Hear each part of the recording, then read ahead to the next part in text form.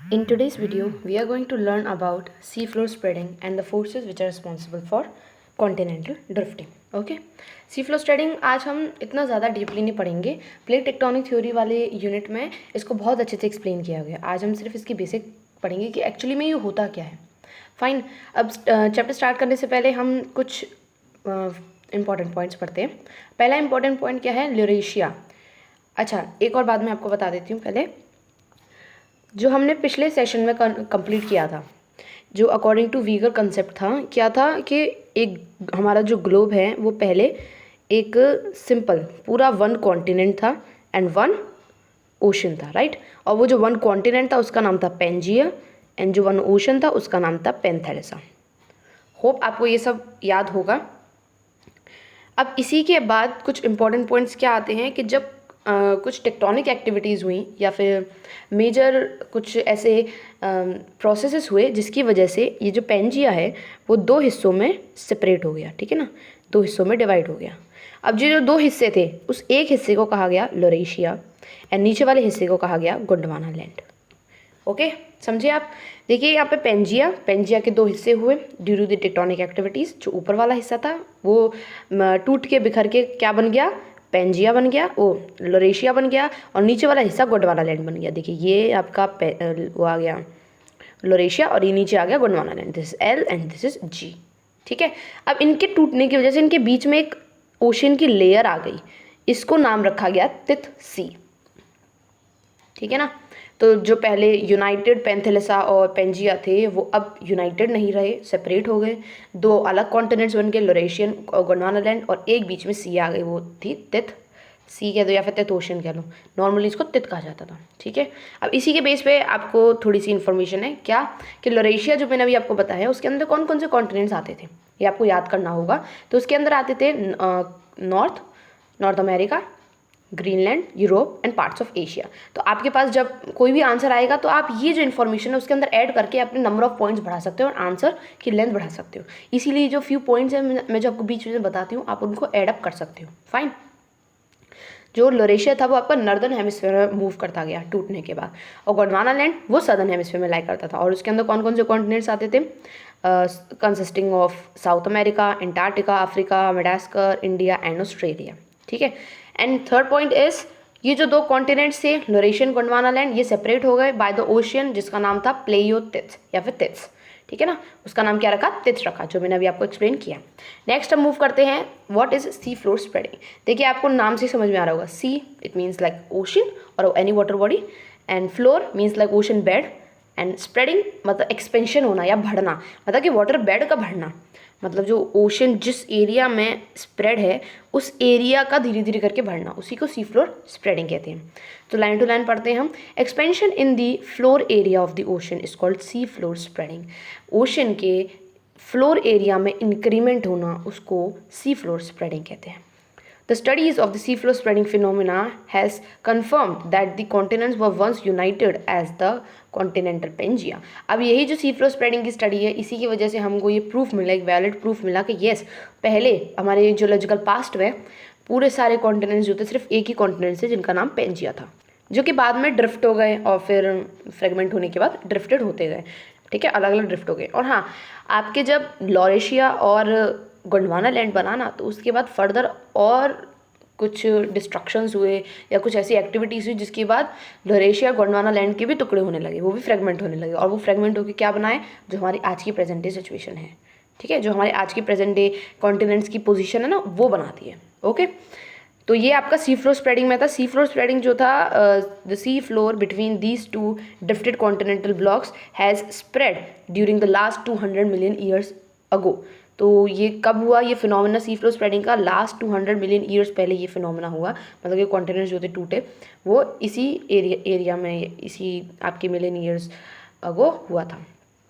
एक बार दोबारा बताती हूँ मैं. मेजर क्या है इसमें?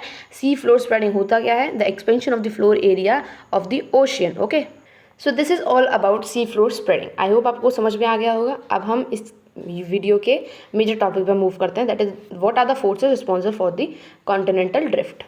देखिए डिफरेंट थ्योरीज आई. ठीक है, कॉन्टिनेंटल ड्रिफ्ट को प्रूव करने के लिए। और उन थ्योरीज के हिसाब से उन्होंने क्या क्या एक्सप्लेनेशन दिया कि वो क्या कारण रहा होगा जिसकी वजह से कॉन्टिनेंट्स जो हैं ड्रिफ्ट होते गए। तो वो डिफरेंट एक्सप्लेनेशंस हम इसमें पढ़ेंगे। सबसे पहले हमने वीगर का कंसेप्ट पढ़ा था, जो उन्होंने कॉन्टिनेंटल ड्रिफ्ट हाइपोथेसिस दी थी।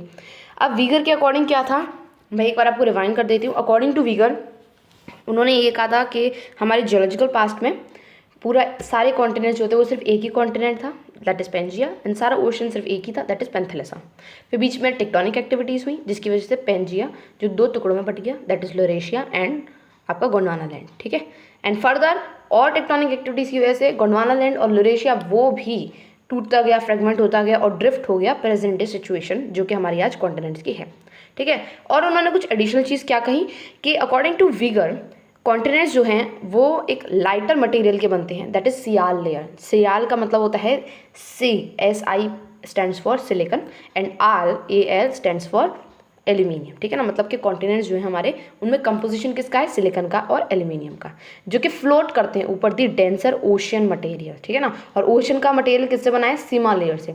सीमा मतलब कि SI stands for silicon and MA stands for magnesium. ठीक है, तो कॉन्टिनेंट्स सियाल लेयर और ओशन सीमा लेयर। ठीक है, नेक्स्ट ये कंप्राइज होते हैं इस तरीके से। And the drifting of the continents, अब ये जो ड्रिफ्टिंग हुई उन्होंने क्या एक्सप्लेनेशन दिया कि क्या फोर्स रही होगी। उन्होंने ये बोला कि due to the gravitational pull of the sun and the moon ये ड्रिफ्टिंग क्रिएट हुई।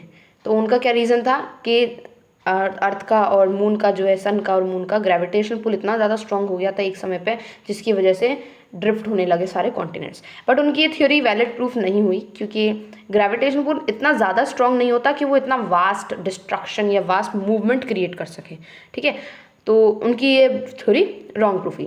Then comes Holmes convection theory, अब उनकी रॉन्ग प्रूफ हो गई। नेक्स्ट आते हैं होम्स की कन्वेंशन थ्योरी।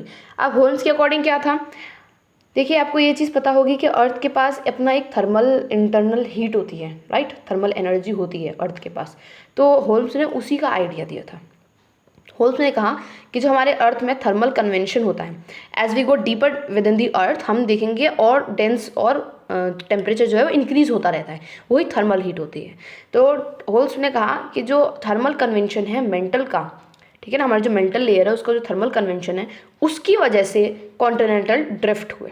ठीक है, उनके अकॉर्डिंग जो कन्वेंशन करंट जो रेडियो एक्टिव हीटिंग की वजह से अर्थ के अंदर जो रेडियो एक्टिव मटेरियल्स हैं या उनके अंदर जो भी एलिमेंट्स हैं उनके रेडियो एक्टिव हीटिंग की वजह से ये कॉन्टिनेंटल ड्रिफ्ट का फोर्स क्रिएट हुआ।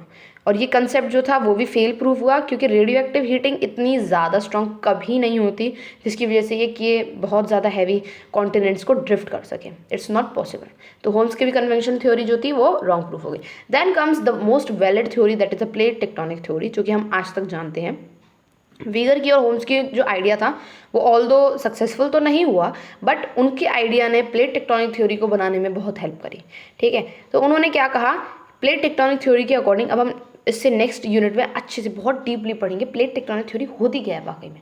ठीक है, अभी आप इतना जान लीजिए कि प्लेट टेक्टोनिक थ्योरी के अकॉर्डिंग भी कन्वेंशन करंट होता है।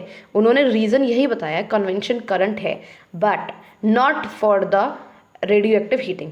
रेडियो एक्टिव हीटिंग की वजह से कन्वेंशन करंट नहीं, बट कन्वेंशन करंट कुछ और अदर तरीके से प्लेट टेक्टोनिक थ्योरी में कुछ ये रीज़न बताया। Okay, so this theory considers the role of the convection current in the drifting of the continent but not in the same way as discussed or as suggested by the Holmes. तो Holmes ने जिस तरीके से convention current का बताया था reason कि ये हो सकता है उस तरीके से नहीं, बट कन्वेंशन करंट कहीं ना कहीं रिस्पॉन्सिबल था। Okay, so this is all about your 3 forces which are responsible for continental drift theory. मैं एक बार समराइज करती हूँ। वीगर का कंसेप्ट क्या था कि ग्रेविटेशन पुल और मून, जो आपका अर्थ सन और मून के बीच जो ग्रेविटेशन पुल है उसकी वजह से कॉन्टिनेंटल ड्रिफ्ट हुआ। होल्म्स का कंसेप्ट ये था कि जो कन्वेंशन करंट है मेंटल के अंदर उसकी वजह से जो रेडियो एक्टिव हीटिंग हुई एलिमेंट्स की उसकी वजह से कॉन्टिनेंट्स का ड्रिफ्ट हुआ। और प्लेट टेक्टोनिक थ्योरी का रीज़न ये था कि वो कन्वेंशन करंट की वजह से ही हुआ बट उस तरीके से नहीं जिस तरीके से होल्म्स ने बताया। ठीक है, so this is all about your today's video. अब हम नेक्स्ट वीडियो में एविडेंसेस पढ़ेंगे of the sea floor spreading. Thank you for watching this video.